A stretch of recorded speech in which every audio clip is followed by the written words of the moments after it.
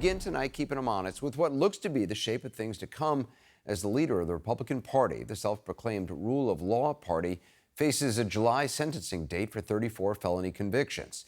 Increasingly, that means Republicans are attacking a criminal justice system they've long claimed to support, threatening to investigate and defund it, even threatening to defund the entire federal government, all because a jury of 12 Americans did what juries are entrusted to do: listen to evidence and reach a verdict. We aren't a serious country anymore. We're literally a banana republic. So what does it matter funding the government? The American people don't give a shit. That's Georgia Republican Congresswoman Marjorie Taylor Greene talking to CNN's Manu Raju. Separately, in a new letter CNN obtained today, House Judiciary Chairman Jim Jordan is proposing to defund federal and state prosecutions targeting what he called, quote, political opponents. And as we reported last week, some of the former president's Senate allies are vowing to bottle up any legislation at all in response to the New York verdict. Now, let's remember, this was a state trial, not a federal one, and there's no evidence the federal Justice Department had any role whatsoever in it, let alone the Attorney General, let alone President Biden. Yet, from the beginning, the former president has, in almost a literal sense, tried to make a federal case out of it, a notion his supporters now fully embrace. House Speaker Mike Johnson, for one. Last week, he said the Supreme Court should get involved. Now he's saying Congress should with all it's got. Listen, we are the rule of law party. Chaos is not a conservative value, and we have to fight back, and we will, with everything in our arsenal. But we do that within the confines of the rule of law. So what we'll do with our tools that we have in Congress, in the House, is we'll use our oversight responsibility. And we're going to look at Special Counsel Jack Smith, who we believe is abusing his authority as well. We have the funding streams. We have mechanisms to try to get control of that. Jack Smith, for the record, has managed to persuade a duly appointed judge to sign off on a search warrant that has yielded troves of highly classified documents with the former president squirreled away at Mar-a-Lago, and attempted, according to prosecutors, to move those documents around to avoid detection. Smith has persuaded grand juries to indict Trump for that and also bring charges connected with January 6, all while being legitimately opposed in the courts up to and including the Supreme Court by the former president's legal team. None of that suggests a lack of due process, let alone evidence of wrongful prosecution. To the contrary. Yet here is what Republican Governor and Vice Presidential hopeful Doug Burgum is now saying. Well, I think what's sad for America is the whole weaponization of the system, and what we're going to see more of this. He provided no evidence, nor did another man desperately vying to become vice president, Senator Tim Scott. There's no doubt that this verdict has actually brought unifying our party. Without any question, what we've seen is never Trumpers calling me and saying, Tim, I'm on the bandwagon now. I've seen this two-tier justice system working against the President of the United States. It could work against me, too. He also provided no evidence of that. As for the system being weaponized against Republicans, not sure what Democratic Senator Bob Menendez feels about that, or for that matter, Hunter Biden. That's the president's son there, arriving today at a federal courthouse in Delaware for day one of his trial on gun-related charges. And here's Democratic Congressman Jamie Raskin today. Democrats are not out there saying that Hunter Biden's trial is a farce, it's a fraud, it's rigged. We're not attacking the justice system. They do that because of the extraordinary cognitive dissonance that a party which claims to be representing religious piety has wrapped itself around in an adjudicated sexual assailant and fraudster who just got convicted by a jury of his peers for paying $130,000 in hush money to a porn star right after his fifth child was born. That's where their party is. Well, wherever the Republican Party may be, and we'll talk about it shortly, the leader of it is now gaslighting the public, denying his own very public, very early, very loud foray into politicizing and, yes, weaponizing the criminal justice system. You famously said regarding Hillary Clinton, lock her up. You declined to do that as president. I beat her. It's easier when you win. And they all said lock her up. And I felt, and I could have done it, but I felt it would have been a terrible thing. And then this happened to me. And so I may feel differently about it. I can't tell you, I'm not sure I can answer the question.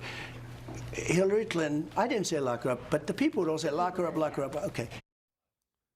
He said he didn't say it, that the people said it. Well, keeping him honest, he said it a lot. Tell you what, for what she's done, they should lock her up. She's disgraceful. It's disgraceful. Honestly, it's disgraceful. Lock her up is right. You should lock them up. Lock up the Bidens. Lock up Hillary. So, of course, he's denying he said all that. He ran on that. And in the same interview, he issued another veiled threat about what might happen if he's sentenced to jail time or home confinement for the 34 felonies the jury convicted him of. I don't know that the public would stand it. I'm not sure the public would stand for it. With a, tried house arrest or I think it would be tough for the public to take. At a certain point, there's a breaking point. Joining us now is former Arkansas governor and former Republican presidential candidate Asa Hutchinson. Governor, appreciate you being with us. What does it say as far as the Republican Party is concerned? Being a convicted felon is no longer considered a disqualification for the presidency.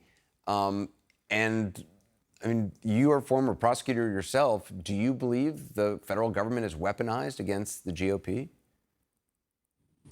Well, I have a high regard for the justice system in America. It is a hallmark of our democracy and the strength of America. I don't like to see it undermined by anyone.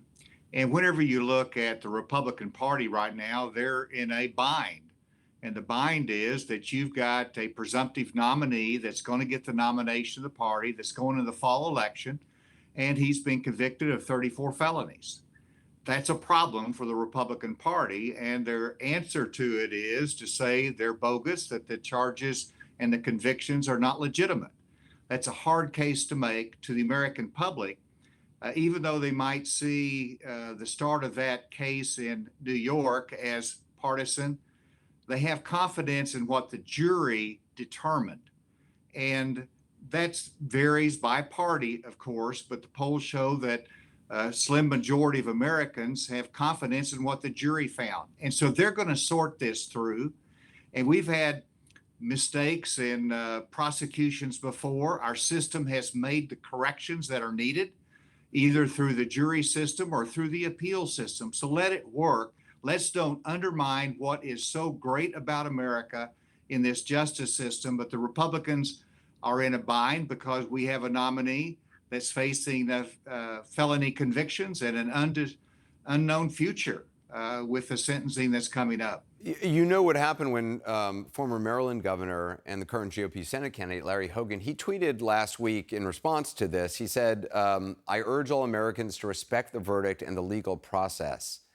That was basically blasphemy, according to Trump's campaign strategist, who said that Hogan ended his campaign with that remark. And Lara Trump, who was installed by her father-in-law to run the RNC, said Hogan doesn't deserve the respect of anybody in America. I mean, as a rational Republican like yourself, that's got to be, just sad.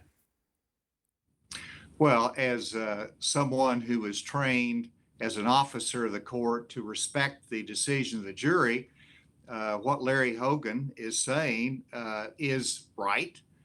We should respect it. And these jurors, 12 of them citizens, not one of them found Donald Trump innocent. In fact, Donald Trump is batting 0-24 with jurors lately. In the sexual abuse case, it was 12-0 that he committed that. Whenever you look at the criminal case, it was 12-0. So juries speak loudly. They should have respect. And the most important thing is that Larry Hogan is necessary for the Republicans to win the majority of the United States Senate. We need Larry Hogan. Donald Trump, if he's elected president, will need Larry Hogan in the Senate.